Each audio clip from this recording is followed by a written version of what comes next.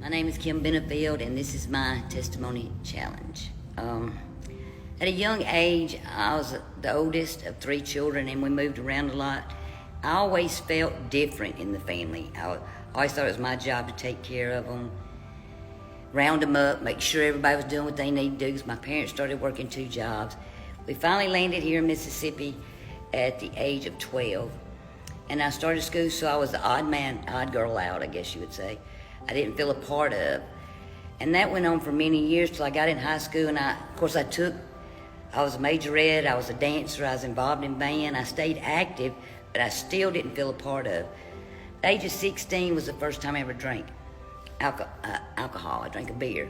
Me and a group of girls got together and we went and drank 1 beer. And then I didn't drink anymore till 18, and I was the oldest in the class, so I said, I'm gonna buy the beer, and we leave. I buy the beer, and I can tell you that night I went through the whole cooler of a store and ended up drinking Kentucky Tavern and smoking my first joint.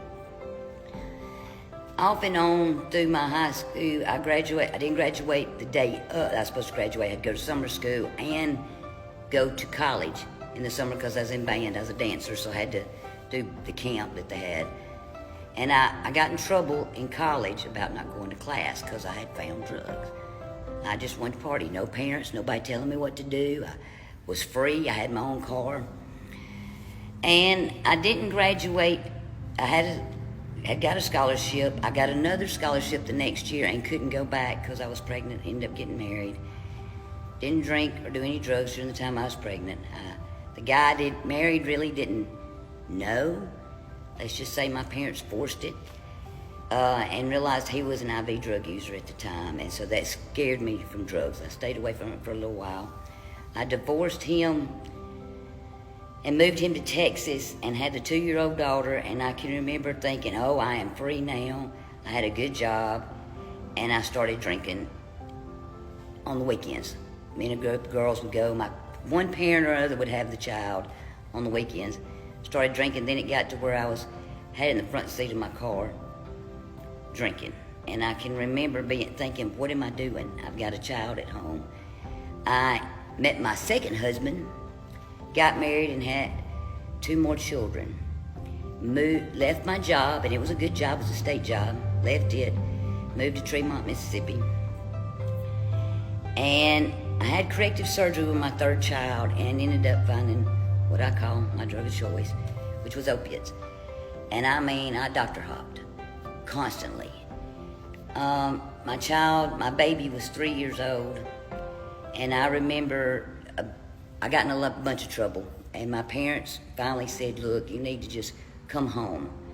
And I did. Me and the 3 kids went home, and I went to rehab. I stayed in rehab the first time. This is in 93, for 9 months. I became an A&D counselor. I stayed at that job for 5 years. And during that time, in the very beginning, I was very active in the fellowship of AA. I would go to meetings, I would participate. But then when you work in the field, back that time, there was not a lot of women in the meetings, so I was asked by my superior not to go to meetings, that I couldn't sponsor the women. I was their counselor, so I couldn't sponsor them. So I quit going to meetings. My sponsor moved to New York, so I didn't have a sponsor. And I got very angry at the world. It was a dry drum. I know that today. I resigned from that job and stayed dry for another 5 years and relapsed. And I relapsed.